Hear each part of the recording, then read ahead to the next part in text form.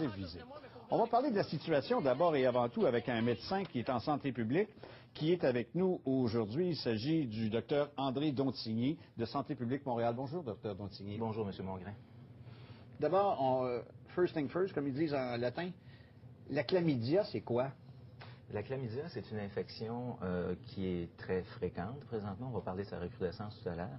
C'est une infection dont la caractéristique, c'est pour 7 à 8 personnes sur 10, elle va être sans symptômes. Mais elle n'est pas sans conséquences. On s'en aperçoit pas.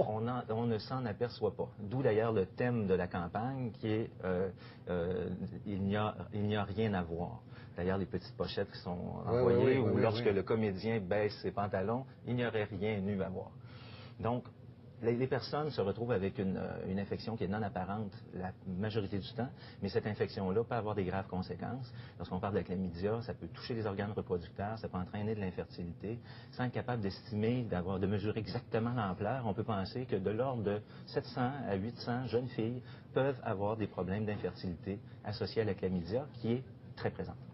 Est-ce qu'il y a une recrudescence après toutes ces années, j'allais dire, de maladies transmises sexuellement, mais il faut parler maintenant de ITS, d'infections transmises sexuellement, parce que ce serait différent. Il y a quoi? On est-tu politiquement correct en disant Bien, ça? simplement, c'est que si on n'a pas de symptômes, c'est difficile de parler d'une maladie. Alors, par contre, l'infection est Mais présente. on est là.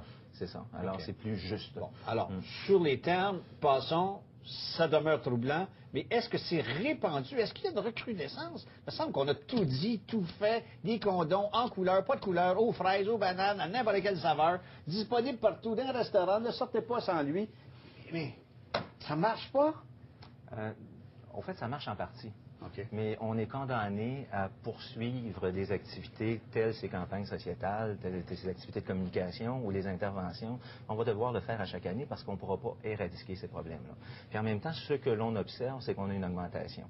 Depuis les 10 dernières années, en ce qui concerne la chlamydia, on a doublé le nombre au Québec. C'est pas particulier au Québec. On observe la même chose dans les pays européens, on observe la même chose dans le reste du Canada. C'est que ce sont des maladies qui sont transmissibles et elles peuvent augmenter. Et malgré le fait que certains comportements sécuritaires, puis le premier comportement sécuritaire, c'est effectivement l'usage du condom, c'est que ce comportement-là va être acquis, adopté de façon adéquate chez à peu près 7 jeunes sur 10. Par contre, il y aura un certain relâchement après une certaine période de temps, pas nécessairement avec un dépistage, encore une fois, maladie asymptomatique, maladie sans symptômes apparents. Donc, la personne, si elle n'est pas dépistée, elle fait peut-être l'infection, elle va peut-être la transmettre. Donc, oui, le condom, oui, le dépistage et aussi le traitement qui est offert. C'est-tu le bon groupe cible ou cégep? Absolument, parce que chez les 15-24 ans, ce qu'on réalise, c'est qu'on a 2 tiers des cas des chlamydia. C'est que ça va se retrouver chez les jeunes adultes, ça va se retrouver à la rigueur, quelqu'un de 54 ans qui aurait une relation non protégée avec quelqu'un qui est atteint d'infection, on peut aussi faire cette infection-là. Mais la majorité des cas, on les retrouve chez les jeunes. Puis ces jeunes-là, à chaque année, on aura de nouveaux jeunes. C'est qu'on est condamné à poursuivre. Est-ce qu'il y a une pensée magique là-dedans, comme le fait de la fécondation? Autrement dit, une fois, il n'y a pas de danger. Bien, on peut penser qu'il y a une certaine pensée magique parce qu'il y a des gens qui pensent, en regardant un individu, il est propre, il est correct, il est bien, il n'y a pas de problème. Les filles sont bien. Donc, d'où l'importance de renforcer ces messages-là d'année en année, d'où l'importance qu'il y ait un appui familial, qu'il y ait un appui au milieu scolaire, puis que le réseau de la santé renforce la prévention. Savez-vous, je suis un petit peu découragé.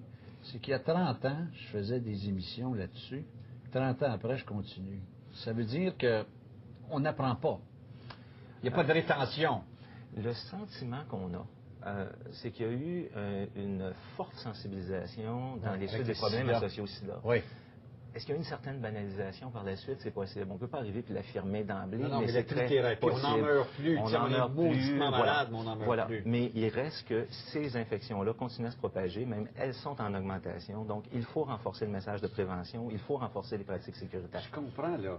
Étant donné que je ne suis pas dans les clientèles à risque de sida, moi, ma protection dans mon activité sexuelle n'a pas besoin d'être aussi importante que ça. Puis, peut-être que je prête flanc à des maladies transmises sexuellement et ou infections transmises sexuellement. Chez un jeune, des préoccupations de santé qui souvent sont vues comme étant quelque chose dans les 10, 20, 30 prochaines années. Donc, il faut rappeler aux gens qu'il y a des comportements qui sont mis en pratique par bien des jeunes, mais insuffisamment. Donc, il faut renforcer le message. Bougez pas, restez là, docteur, ne partez pas.